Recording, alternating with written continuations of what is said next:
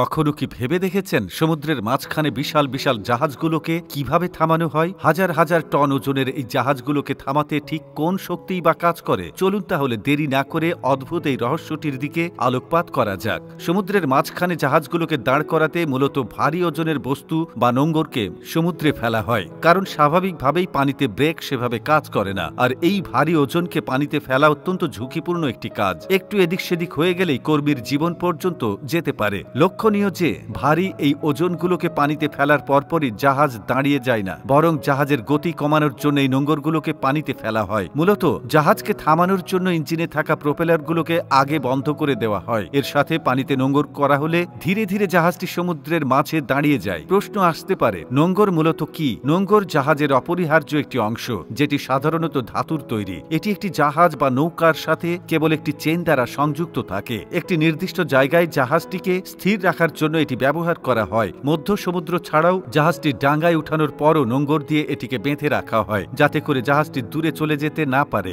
নোঙরের সাথে সম্পর্কিত আরেকটি শব্দ হল নোঙরখানা। এটি একটি সমুদ্রের অবস্থান যেখানে জাহাজ নোঙর করতে পারে। নোঙরখানাগুলো জাহাজের নোঙর করতে ব্যবহার করা হয়। এটি সাধারণত জাহাজগুলোকে দুর্গম আবহাওয়া থেকে রক্ষা করে এবং নিরাপদ নোঙর প্রদান করে। সমুদ্রপথে নিরাপদভাবে একটি জাহাজের বিশ্রাম করার উদ্দেশ্যে বন্দরগুলোতে প্রবেশের আগে জাহাজটিকে অপেক্ষা করতে হতে পারে। সেক্ষেত্রে জাহাজগুলো নোঙরখানা ব্যবহার করে। বন্দর সুবিধা ছাড়াও কিছু উপকূলীয় বিস্তৃত নোঙরখানা রয়েছে। বিশাল আকৃতির সব জাহাজ নিয়ে মানুষের মাঝে কৌতূহলের শেষ নেই। বিশাল বিশাল জাহাজ পানিতে ভেসে চলে, মানুষকে বয়ে নিয়ে দেশ থেকে দেশান্তরে। লোহা স্বাভাবিকভাবেই পানিতে ডুবে যায়, অথচ লোহার তৈরি জাহাজ ডুবে না গিয়ে সমুদ্রের বুকে ভেসে থাকে। এমনটি তো হবার কথা নয়। ঘটনাটি তবে কি? এমন চিন্তা করে অনেকেই রাত দিন এক করে ফেলেন। বিষয়টি বোঝার জন্য একটি দৃশ্য ভাবা যাক। কানায় কানায় ভরা একটি বালতি একটি ভারী খালি বাক্স এনে এতে ভাসিয়ে দিলে কি হবে? কিছুটা পানি উপচে পড়বে। বাক্সটার ওজন আছে নিজের ওজনের সমান। পানিকে সরিয়ে দিয়ে সে জায়গা নিয়েছে। তারপর বাক্সটা ভেসে থাকবে। প্রশ্ন হচ্ছে কেন? মূলত পানি